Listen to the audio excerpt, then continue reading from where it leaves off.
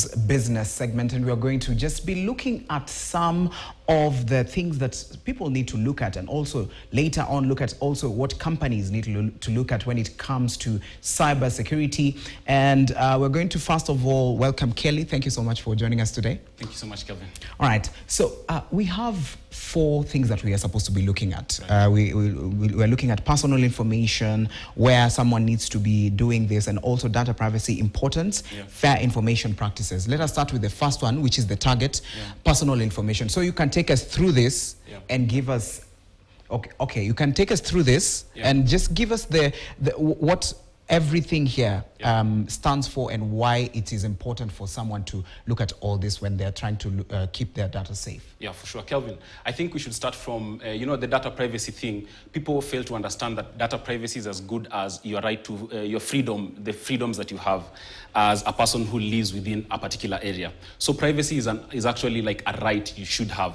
And for example, the things that come out of data privacy, name, location, and contact information, you can tell these things are very sensitive. That's why the data privacy as an individual, you don't need to take it as if it's just something else that passes by, or, something that you could do it. Just know that it's something that you deserve. And in case someone is using your data, you need to be in control, in the sense you know exactly what they have, the limits they have, and the extent that they can use your data. And so part of the things that happened, Kelvin, just to give a backstory before we get to this, is that in the Industrial Revolution, there used to be oil, and oil was the thing. And then computers came, and then eventually the phones came out of the computers. And because of the phones now, data is very key, because phones use AI, and AI mine a lot of data through machine learning, using names and all these things. That's why you can go into an e-commerce platform, for example, and find, yesterday we were watching videos about shoes, and then land on Jumia and find a lot of shoes. You didn't actually search for shoes on Jumia. It's because data is being mined a lot. Yes. And so right now, data is king. As much as fossil fuels were back in the day, it's data right now. And so we need to protect our data. And so essentially, privacy, to define it, is just the limit of how much data, how much about you is out there, who is using it, and to what limit.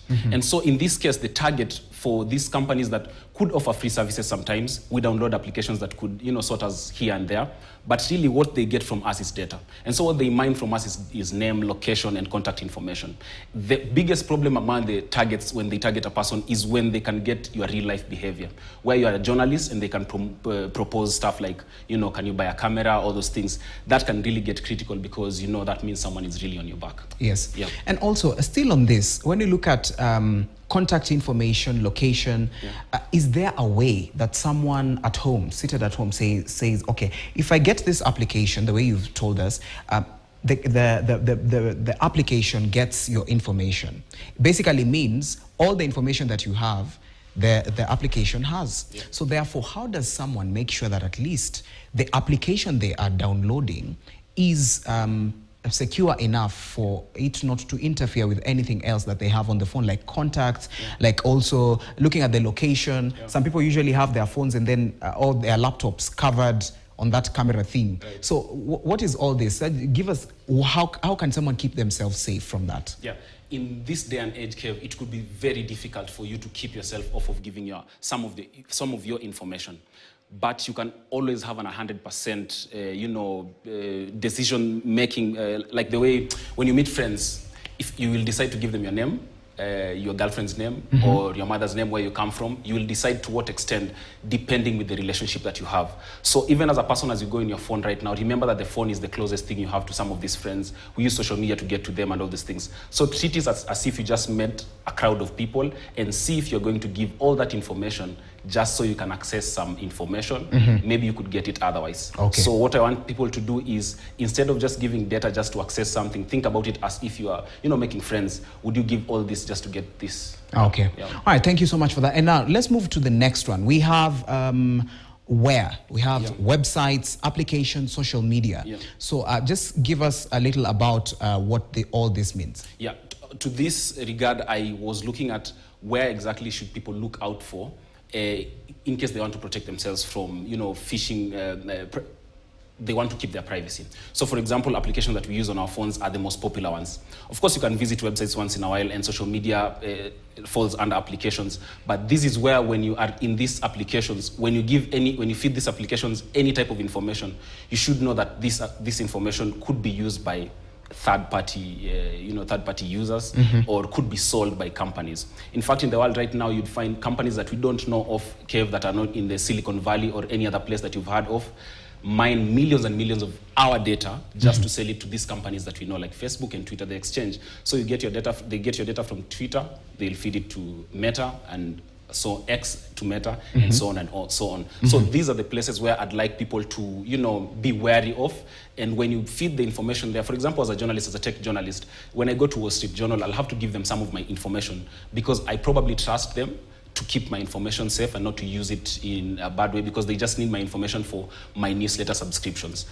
But another person would have a different website. And so you'd find, my advice would be, you'd find 3 options or 5 options of the same information in different websites. Pick the best that could maybe keep your information safe and not use or sell the information. Right, let's move to the importance of data privacy. And we are going to be looking at criminal sell personal data, harm reputation, fine, sanctions. Just give us, first of all, criminal fraud, harass users. I believe last year we experienced most of this, and also, we experienced most of this. So you can just give us a perspective, from your perspective, and what you found out from now looking at all this. Yeah, this is sort of a reverse cave, because the importance of data privacy is the direct opposite. Because if you don't keep your information safe, you can be easily harassed online, or your personal data could be sold by anyone of the highest bidder. And that's on the individual basis. But in terms of companies, look at this. The most recent act is the General Data Protection Regulation that came up maybe 4 years ago. This is in the EU, in the European Union. But what digital does is it makes regions limitless. In the sense, even if this General Data Protection Regulation is for the European Union spaces, even Africa could be affected because we use their data and they use our data. So for as long as we exchange data, that Protection Act will be enforced on you in case you find yourself in the court of law. And so for businesses, that General Data Protection would do this. If you breach the Privacy Act, you stand to lose nearly 4% of your annual revenue, according to that Protection Act. So for businesses, you get sanctioned, you lose a lot of money, and it harms your reputation. And the other side of it, again, in terms of harming reputation, is this, Kev.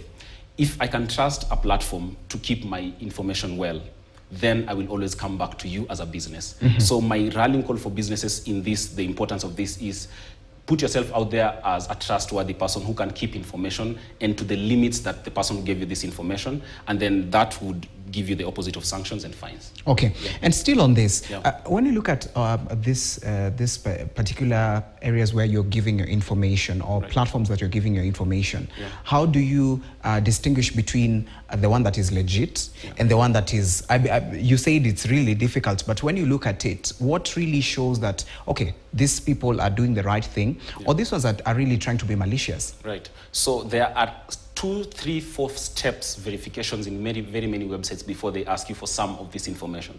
So for example, if you bought a new iPhone today and you're trying to log it up and everything, one of the things it will give you is a whole page of, do you accept or do you not accept? The problem is, I always complain about this, is they don't give you an option of not accepting, because if you don't accept, your phone might turn into a block. So there should be that other option.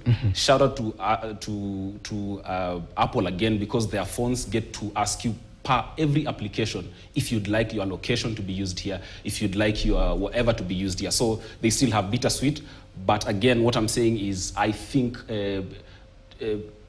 depending with your interaction with a website, if a website just directly asks you for an email without giving you a whole sentence to accept or not to accept, that's not like a platform you'd like to feed it with a lot of information. All right. All right. And now, lastly, fair information practices. Now, I think here is where now the collection limitation, I believe you've spoken about some of this, but also let us just go through them: accuracy, purpose, specification, security, and also individual participation. So we can just go through all this. The next one, actually. Oh, the next one. All right. The next one? Yeah, so I'll just speak on it, Kev, because the next one talks about where is the fair playing ground in terms of, data privacy. In the sense, what are we looking at in terms of, I'm giving you the information, but to what extent can you use my information? So while you collect this information from me, make sure that if you are an e-commerce platform, then accurate